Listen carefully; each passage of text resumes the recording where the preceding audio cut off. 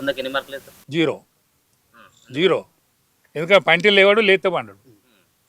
ఎందుకంటే ఆయనకు వాయిస్ లేదు, కులబలం లేదు, క్యారెక్టర్ ఉండొచ్చు, క్యారెక్టర్ ఉన్నది, నిబద్ధత ఉన్నది, సంఘ ఓరియంటేషన్గా పెరిగిండు. ఏవీపీలా ఒకప్పుడు పేరున్న నాయకుడు, దెబ్బలు పడ్డాడు, దెబ్బలు కొట్టిండు. వకాలత్ మీద ఆయనకు పట్టున్నది, పైరవీల మీద పట్టున్నది, జడ్జిల ధరను ఇన్ఫ్లుయెన్స్ చేయగలడు. ఇటువంటి పట్టున్నది కానీ ప్రజా పట్టు లేదు. ప్రజాబలం లేని నాయకుడు ఉంటే పార్టీ ముందడుగు. తెలంగాణలో జనసేన పార్టీ అధ్యక్షుడు మరి రాజా యాదవ్ గారు ఏమన్నా ఉండబోతున్నారా? అంటే ఇప్పుడు ఆ పార్టీలన్నీ వ్యక్తి పార్టీలు, వాళ్ళు నిర్ణయిస్తే ఏ నిర్ణయానికైనా నేనైతే ప్రో పాజిటివ్ ఆలోచనలు ఉన్నా. వాళ్ళు ఏ నిర్ణయం చేసినా ఆ నిర్ణయాన్ని కట్టుబడి తెగదెంపులు చెప్పుకున్నట్టు. నేను మళ్ళీ ఇంకా పెంపర్లాడేటువంటి పరిస్థితులు లేను.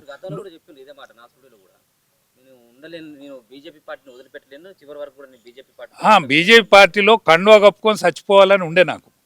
కానీ వాళ్ళు నోటీస్ ఇస్తే నేను ఎక్సల్వేషన్ ఏదైనా వాళ్ళ మనసును వస్తే ఆ నొచ్చిన మనసును నేను సాంతన చేర్చుకొని నేను పార్టీలో కొనసాగుతాను. కానీ వాళ్ళు నన్ను అంత దూరం రానియాలి. చాలా బాధ అనిపిస్తుంది నాకు, ఇప్పటికి బాధ అనిపిస్తుంది. నేను పుట్టి పెరిగిన పార్టీ అది, నాకు సంస్కారం నేర్పిన పార్టీ. ఆ పార్టీలో కొనసాగాలనుకున్నా. నేను ఇప్పటికైనా బీజేపీ కండువా కప్పుకొనే చచ్చిపోతా. చావు మాత్రం బీజేపీ కండువా కప్పుకొనే చచ్చిపోతా. కానీ ఈ కూటమిని అనుసంధానం చేసుట్లా నేను కూడా ఒక పాత్ర వహించి రాబోయే రోజులలో ఒక బీసీ ముఖ్యమంత్రిని ఆంధ్రప్రదేశ్కి ఎట్లయితే అక్కడ కూటమి గెలిచిందో ఇక్కడ తెలంగాణలో కూడా ఒక బీసీ ముఖ్యమంత్రి అయ్యేదానికి నా వంతు కర్తవ్యాన్ని కూడా నేను నెరవేరుస్తాను.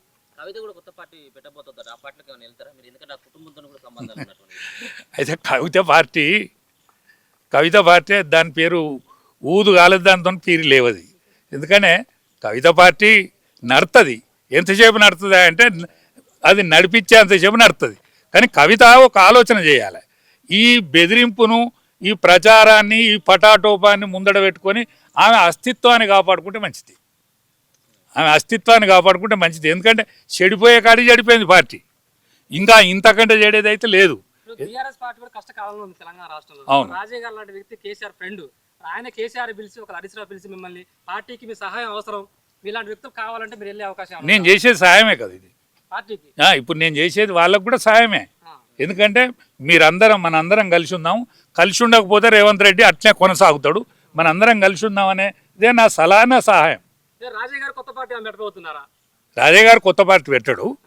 కానీ ఈ అన్ని పార్టీల కలయికలో నా యొక్క గొంతు ఉంటుంది. రాజయ్య గారిని సస్పెండ్ చేస్తే మీలాంటి వాళ్ళు పార్టీని ఏదైతే తిరుగుబాటు చేసే వాళ్ళకి ఇది ఒక మెసేజ్ అనుకోవచ్చా? అంటే ఒక్కటేనండి, తిరుగుబాటు సరి అయిన కార్యకర్తలు, గ్రామాలలో ఉండే జనం వీళ్ళందరూ హర్షిస్తారు. ఇప్పుడు మా బీజేపీ వాళ్ళు హర్షిస్తారు, బీజేపీ కార్యకర్తలు హర్షిస్తారు, సంఘంలో పనిచేసిన వాళ్ళు హర్షిస్తారు, ఏబీపీలో పనిచేసిన వాళ్ళు కూడా అందరూ హర్షిస్తారు. ఎక్సెప్ట్ కొంతమంది నాయకులు తప్ప.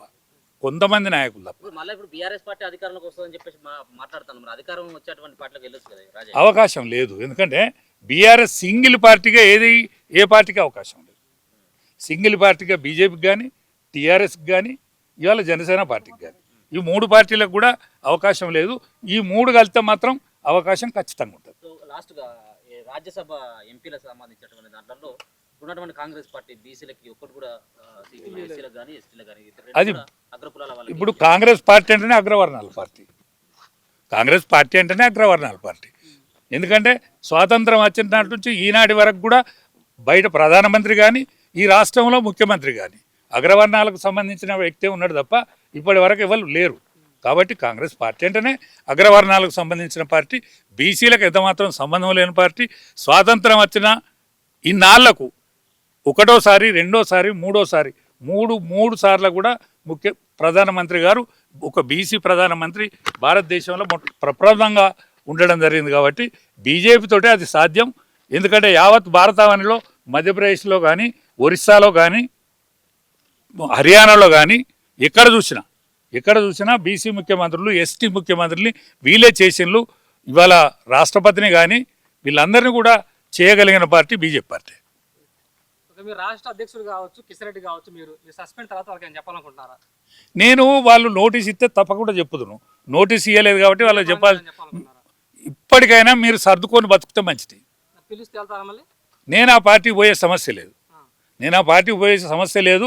ఏ పార్టీలో ఉన్నా లేకున్నా కూడా నేను తెలంగాణ కోసం, తెలంగాణ యావ కోసం, యావత్ తెలంగాణ 1000 సంవత్సరాల బానిసత్వం, 77 ఏళ్ల స్వాతంత్రంలో ఇప్పటి వరకు బీసీ నాయకత్వం రాలేదు ముఖ్యమంత్రి. కాబట్టి బీసీ, ఎస్సీ, ఎస్టీ, మైనార్టీలకు రావాల్సిన వాటా దక్కడానికి కృషిలో నా వంతు పాత్ర కూడా, నా గొంతు కూడా ఉంటుంది. రాజేందర్కి సన్నిహితులుగా ఉంటా ఉన్నారు మొదటి నుంచి కూడా, బీఆర్ఎస్ లో ఉన్నప్పుడు కానీ ఇప్పుడు ఆయన బీజేపీలోకి వచ్చారు. ఎప్పుడైనా మరి నేను సస్పెండ్ చేసిన తర్వాత ఏమైనా ఈటల గురించి ఏమైనా స్పందన లేకపోతే అధిష్టానానికి ఆయన ఏమైనా మెసేజ్ చేయలేదా? ఎందుకు సస్పెండ్ చేసిందని? అంటే నేను ఆయనతో మాట్లాడలేదు కూడా. ఎందుకంటే ఆయనని ఇబ్బంది పెట్టుడు ఎందుకు, నా వలన ఆయన ఇంకా ఇబ్బంది పడతాడు. ఇబ్బంది పడడం కరెక్ట్ కాదని నేను ఆయనతో మాట్లాడలేదు. ఇప్పుడు ఆయన కూడా మెతక వైఖరితో పాపం ఆయన చాలా ఇబ్బంది పెడతాడు. ఇబ్బంది పెట్టినా కూడా ఓర్చుకొని ఉంటాడు. కానీ ఆయన పార్టీని అయితే ఇడిచిపెట్టాడు. ఇడిచిపెట్టాడు. ఇబ్బంది పడతాడు. ఇబ్బంది పడ్డోనే ఇష్టపడతాడు జనం. ఆ ఇష్టం కష్టమైనా కూడా ఇష్టంగా మార్చుకొని రాబోయే రోజులలో మలుపు తిరిగే రాజకీయాలలో ఆయన ముందట ఉంటాడని నా అంచనా. ఇప్పుడు బీజేపీ పార్టీని దెబ్బ కొడతానికి రాజయ్య గారు ఇలాంటి వ్యాఖ్యలు చేస్తున్నారు. మీ వెనకాల సీఎం రేవంత్ రెడ్డి కూడా ఉండొచ్చని ఒక ఆరోపణలు వస్తున్నాయి. ఏ ఆరోపణ ఉన్నా కూడా రేవంత్ రెడ్డి రావద్దనుకుంటే వీళ్ళు ముగ్గురు కలిసి ఉండాలి. లేకుంటే రేవంత్ రెడ్డి అవుతాడు. ముఖ్యమంత్రి అవుతాడు. ఎవ్వలకు వాళ్ళే యమునా తీరే ఎవరికి వాళ్ళే పోటీ చేస్తే ఖచ్చితంగా రేవంత్ రెడ్డి ముఖ్యమంత్రి. ఏ పార్టీ కండ వేసుకో. జనసేన కనుక నన్ను పిలిచి సరిగ్గా ఆదరిస్తే ఖచ్చితంగా కండ వేసుకుంటా. నన్ను పిలిచి నాకు తగిన మర్యాద ఇస్తే నేను ఖచ్చితంగా కండ వేసుకుంటా. నా వంతు కర్తవ్యం. ఎమ్మెల్యే టికెట్, ఎంపీ టికెట్, ఏ టికెట్ అక్కర్లేదు. కానీ